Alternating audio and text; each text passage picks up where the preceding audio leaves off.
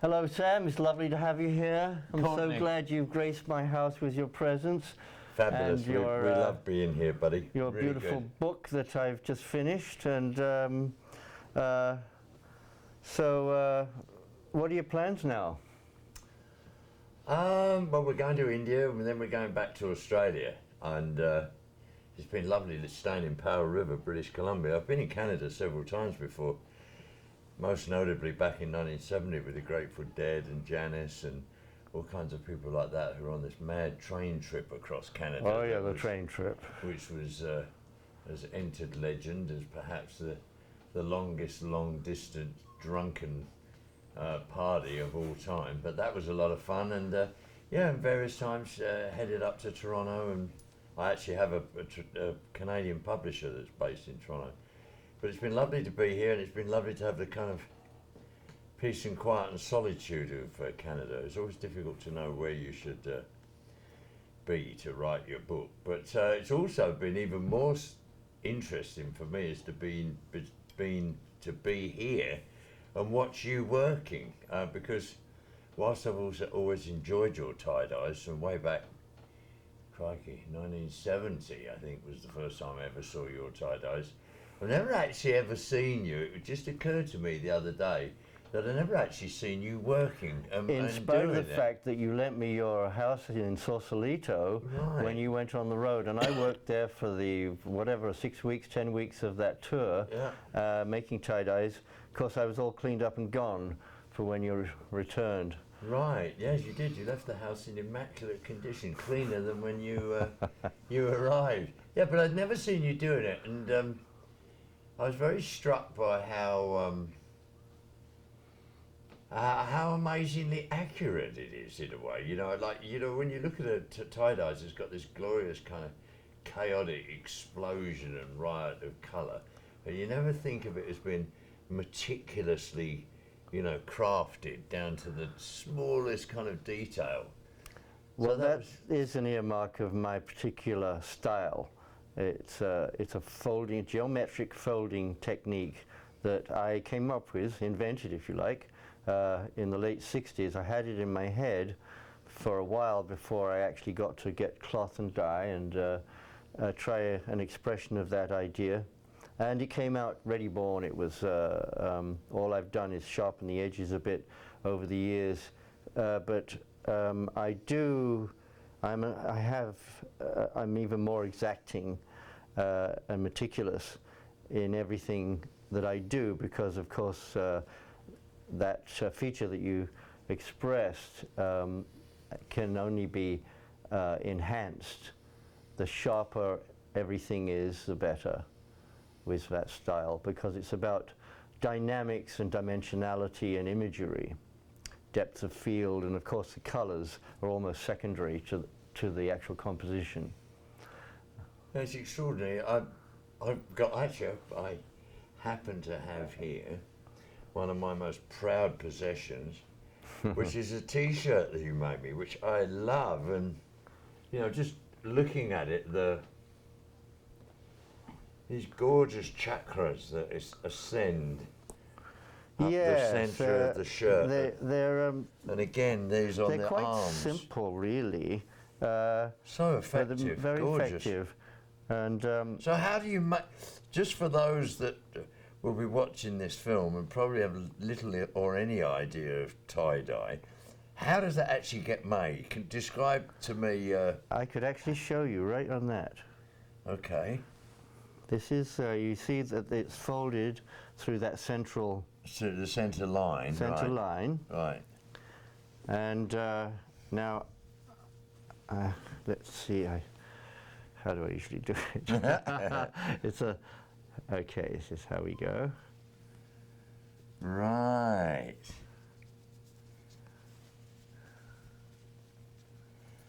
And because you've done it so many times before, you know what that kind of folding is going to produce. Yes, it'll get tied off. With actually tied round with string. With little margins where the dye goes.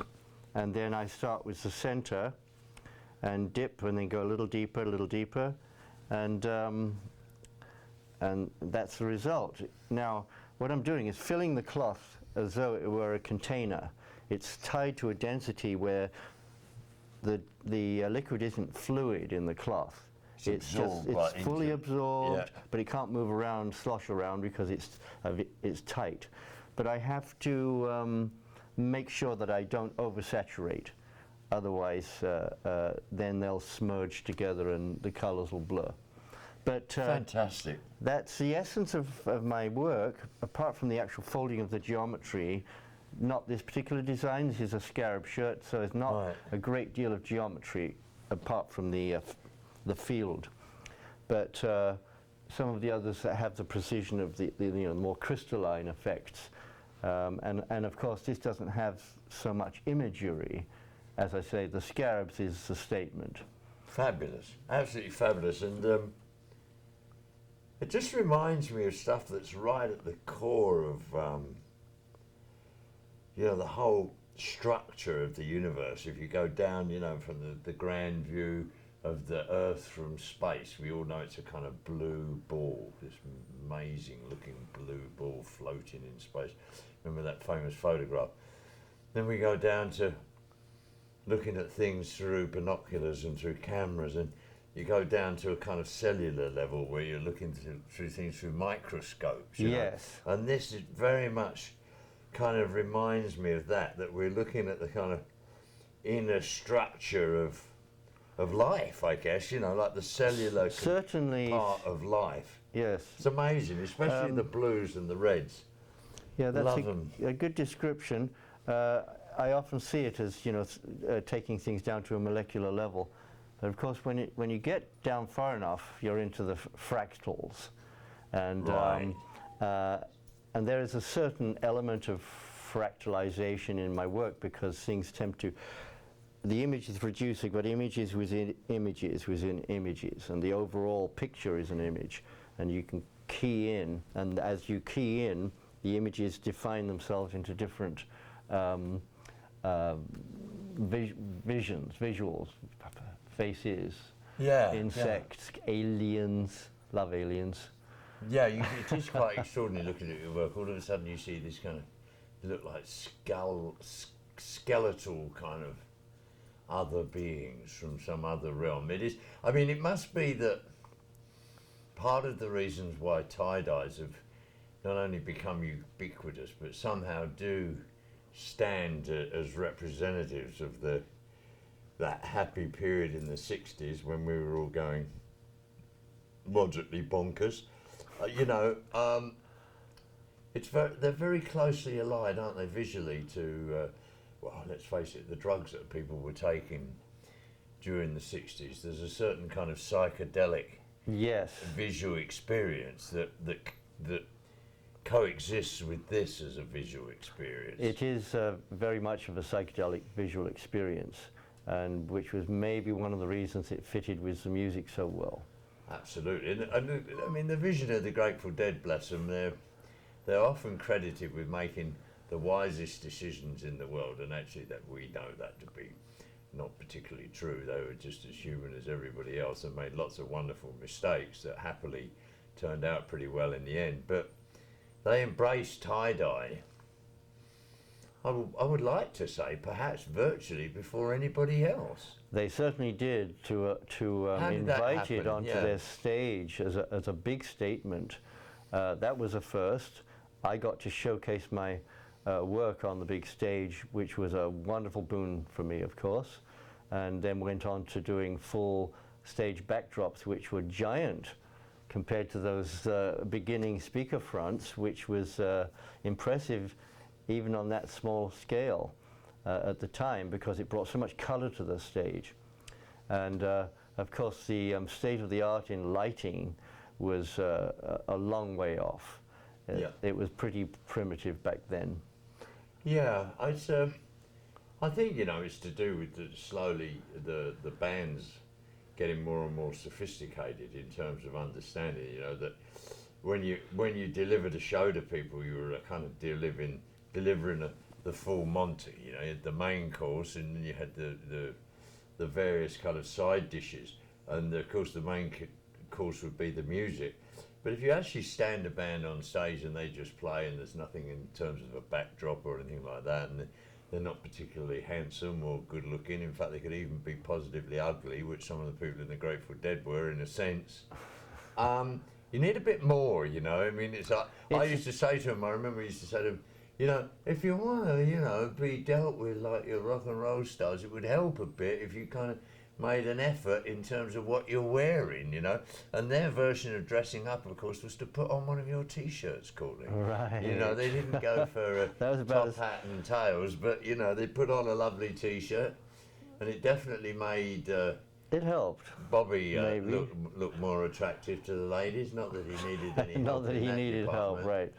But it is entertainment after all, so the visuals are an important factor. I mean, the Grateful Dead were very conflicted about all that, of course. The Grateful Dead were very conflicted about how, you know, popular they should strive to be. But I think they early on embraced the idea that at least what we should do when people came to shows was give people a real good, you know, run for their money. That if they Well, they certainly played long enough. They certainly gave their money's worth in terms of the duration of entertainment. Definitely. I can remember going to one show that we did. We went in at 7 o'clock in the morning, the Fillmore East, beautiful day, sun was shining, unloaded 7 o'clock in the morning. I went back to the hotel, came back in the afternoon, we did the sound check. First show, they started letting, I think the doors were open at 6 and people were coming in. The show started at 7:30. Well, no, mate, it started at 7 and ended at 10. The next show started at 11. We left there at like 6 o'clock in the morning, 5:30, and there was snow on the ground. So yeah, the Grateful Dead definitely gave good value for money. And as you say, you know, you started off, of course, with people from the equipment crew who were making cabinets that eventually morphed into the Wall of Sound. Right. And I think they had the first great insight that that tie-dyes would make the wonderful covers for Well, the story is, I had, on the throw of the I Ching, it said Fortune in the West, and I got a Greyhound bus from Vermont out to San Francisco. Got a phone number in a place in the Haight, little switchboard office for finding a crash pad, basically. But I said, yeah, I want to be in the country, rolling green hills. They would say, oh, you want to live in Marin County where all the rich rock and rollers and movie stars live. And I said, oh, yes, that sounds perfect. Sound bad, right? And they said, oh, yeah, we'll find you a place to crash for the night in the city. And then this guy says, hey, there's a guy calling in from Marin County right now to share his house.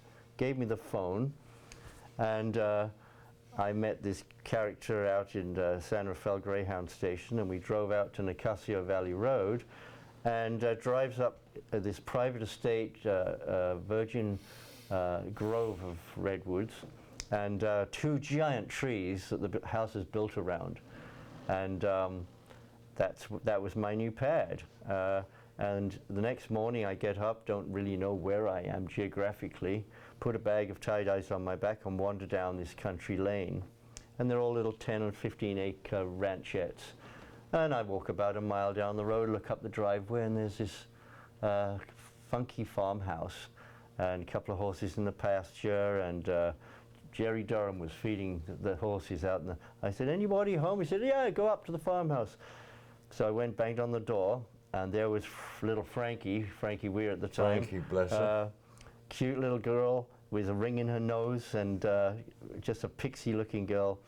And hello, I'm just new in the neighborhood. Would you like to see some of my artwork? And she said, oh yeah, come in. I'll get some coffee going, and you know, help yourself.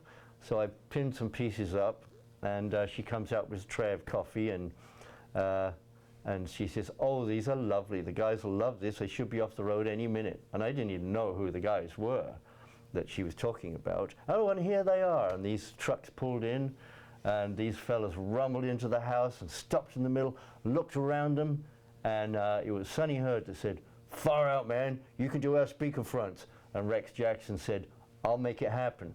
Boom. And next morning, I was, or the next day, is when I met Weir. He picked me up. I was walking back down to his place. This was Weir's place. I was walking back down there, and he happened to just drive through, coming off the road, and picked me up, offered me a ride. Where you headed? And I said, oh, the Rucka Rucka Stud Ranch. He said, oh, that's my place.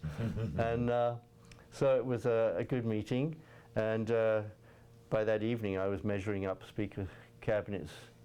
So Beautiful. yeah. And that's how you got on the bus. That's You're how either I got on the or bus. you're off the bus. Well, magic times for sure. And how wonderful that they took tie-dye on board, and here we are now, what, 50 years later, just about tie-dyes everywhere, and you're really making wearable art, I guess could describe it as, almost, and you're just about to venture into making, you were telling me, drapes and clothing and all kinds of wonderful, exciting Yes. things on the horizon. Of course, I like to promote my artwork, the panels, the mandalas, the wall hangings, because that's the state of my art. Everybody likes colored clothing. The simplest thing, of course, is the T-shirts and the long sleeve, and they're relatively affordable, and so it's a popular item, and it keeps food on the table. The artwork pays the bills. But I do want to upgrade my clothing line to a couture rather than a clothesline, so to speak, and have many ideas. It's a matter of what I can keep in stock. But if I could get into a high enough order of clothing, then the custom work would really pay off. But I remember coining that phrase, wearable art, several years ago. And now it's become part of the language. Absolutely. Well, I mean, I'm sure that what people want. What do people want? People want something that's unique, that they know that they're never going to be on a red carpet anywhere and see anything that's the same thing. Right. It's unique. It's different. It's made by hand, made with love and consciousness.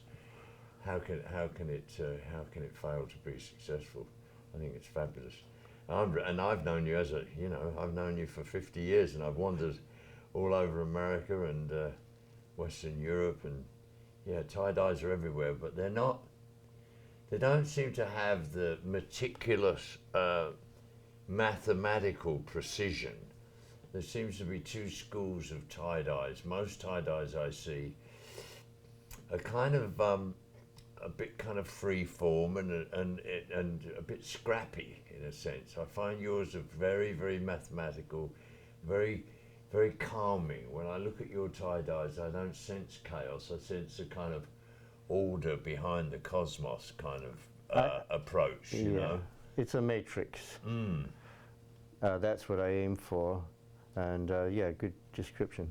Well, as I said, I invented this style of tie-dyeing with a geometric folding and dipping technique. It's not a classic tie-dye form, and there's some marvelous tie-dyers out in the world now. I mean, many, many of them. 10,000 people are actually making a business out of it. It's a phenomena.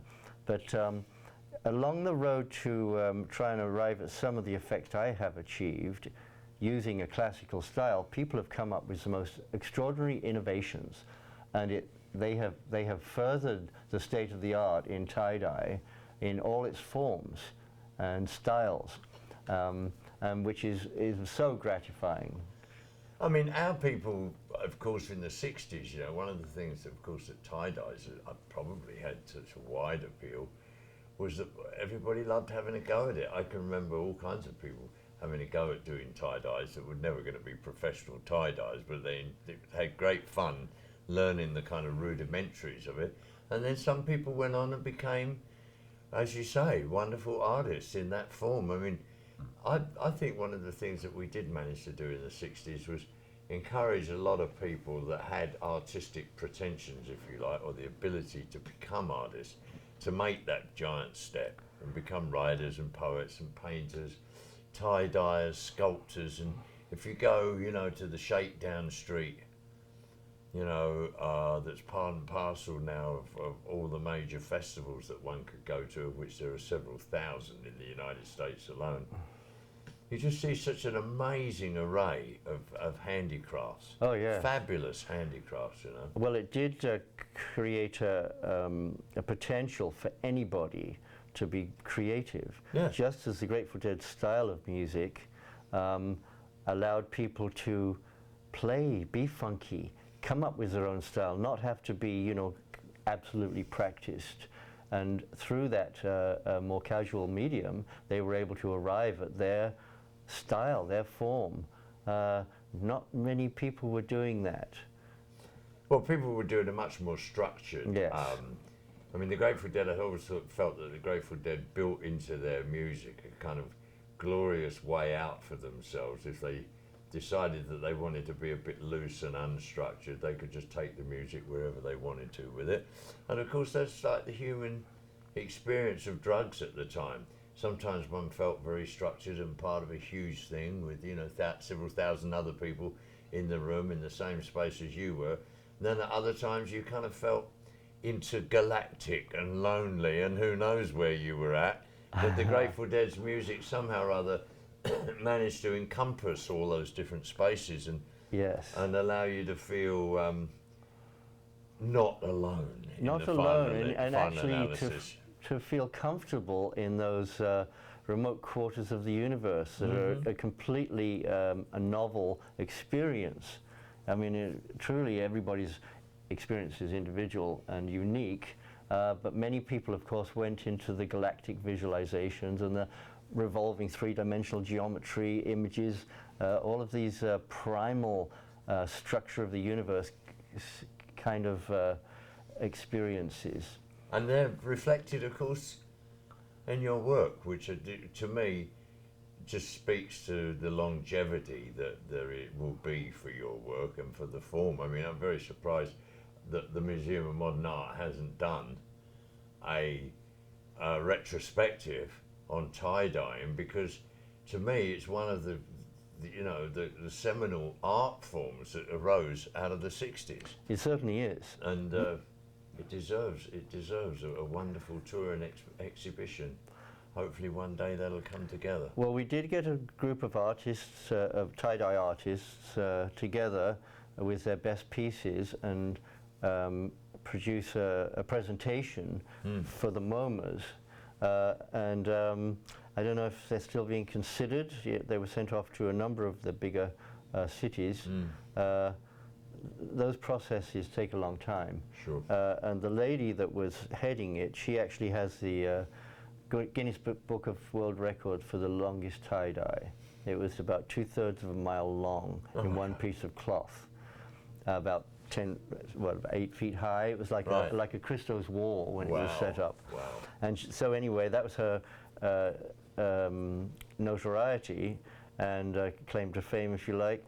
She was an interesting subject matter. She had a terrible car wreck where her head got crushed. Oh my gosh. And she had to relearn how to, well, not only that she survived it, but she had to relearn how to walk and talk. And then she went to college and got a degree.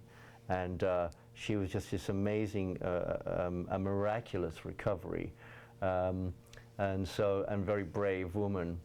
And she spearheaded this gathering of tie-dyers, contacted me, and between us we came up with the best group we could find. But so far nothing has come down the pike, but it's still in the offing.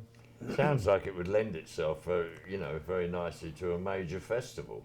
I mean, one reason you could see, assuming the weather was nice, it'd be wonderful to see tie-dyes in natural light, rather than in a Yes. in a gallery. I mean, whilst they do work in galleries, they could be exhibited in the raw, as it were, at a festival with music going on. Could be special. Well, it sure has been nice visiting with you, seeing you work, seeing how the 70s has survived in a funny way. You know, as I go around America and visit people in Canada, there's all these little people that developed their thing in the 60s and 70s, And they're still at it. still managing to survive, and their work has got nothing but more beautiful and more together and more refined over the years. And here we all are, growing old gracefully, as it were, and yet still. Are we fading to grey? Well, a touch of grey, perhaps, but you know, rusting slowly, as my mother used to say. Well, you know what they say about that. Rust never sleeps. Rust never sleeps, and we never sleep. And No. it's lovely to see the form just being extended and continued. And it's great to see you. I feel like I should give you a hug instead of Aw. sitting here being all formal. Give you a big hug and say thank you, brother. Thank you for Sam. everything. Love you. Love you. There we are.